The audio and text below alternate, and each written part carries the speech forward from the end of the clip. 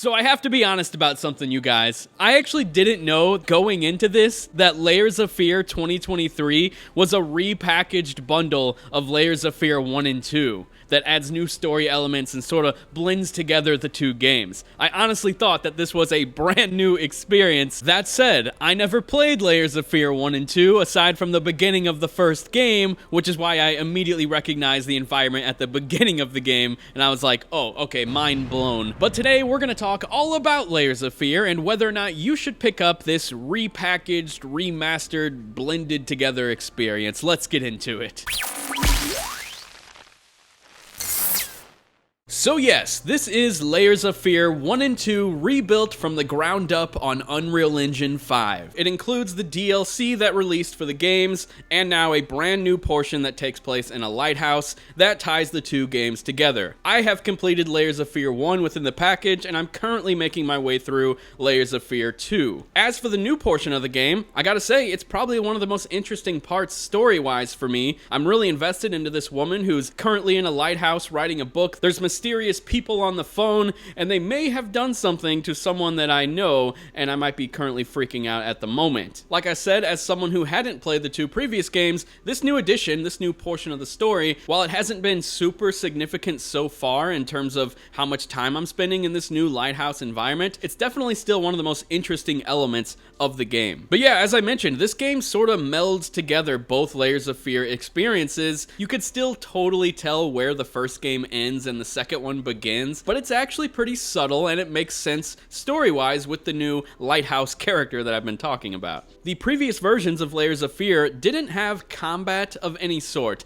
and calling it combat in this is a bit of a stretch, but it's still technically a form of combat. Whenever you're figuring out where to go next or doing puzzles of some sort, every now and then, a ghostly figure can sneak up on you, and you'll quickly have to pull out your lantern and shine the light on them, and then they'll disintegrate in front of you. Now, you might think that sounds a little annoying, but honestly, it's not very prominent throughout the experience. It was just every so often, a ghost would pop up, and I would have to disintegrate it. If anything, it just adds to the tension that the game already sets with the creepy environments, which I'll get to in a minute. So as someone who hadn't played the versions without the enemies, me personally, I think it's a welcomed addition to these games. Now, to be completely transparent about something else, I had sort of the wrong idea of what Layers of Fear actually was, and I was pleasantly surprised to find out that it wasn't what I thought. I had thought that this was more of a classic adventure style game where you're picking up different keys and items around rooms, taking them to different places and using them. You know, those styles of games where like you find a hairpin and you combine it with the paper clip and then you can shimmy open the drawer, that sort of thing. It's really not. There are a few puzzles throughout the game thus far, but I haven't really been stumped at all. It's all pretty simplistic, and honestly, Layers of Fear is more so like a roller coaster ride. You're not really stopping, getting lost, or really anything like that. You're pretty much always moving forward to either new environments or old environments that have been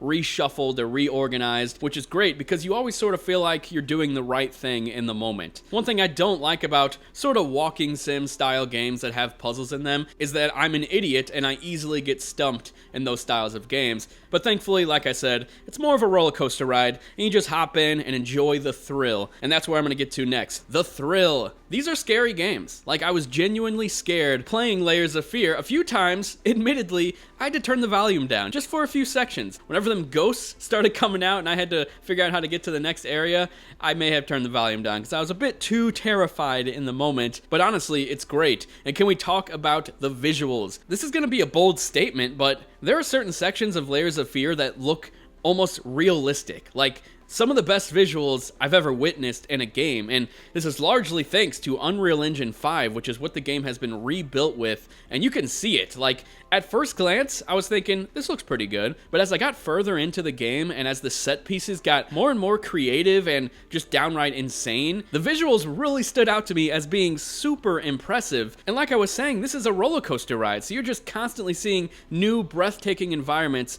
over and over, and I really loved it for that. It really just felt like a thrilling experience. I was just constantly in awe with the visuals of Layers of Fear. And I can't go without mentioning the music, which also just set a very eerie tone. I felt it in my loins, it was so scary. Unfortunately, some of the acting is hit or miss. There's some voiceover that I just did not jive with at all. One little neat feature, though, that I have to point out is that in the settings, it's not set like this by default, but you can make it so if you pick up a note, you can turn on the voiceover so that it'll keep playing even if you set the note down. So then you're not sitting there staring at notes the whole time, you're walking around exploring, and you can still listen to what the note said.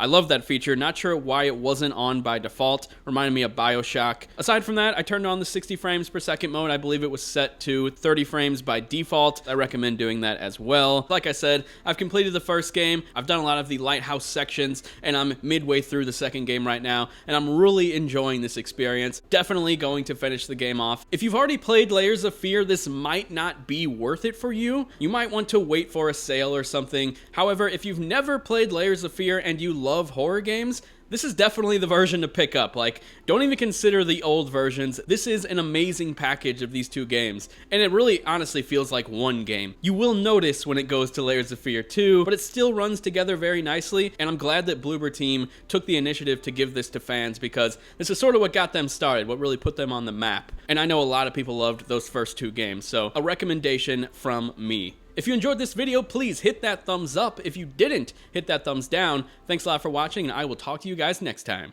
See ya.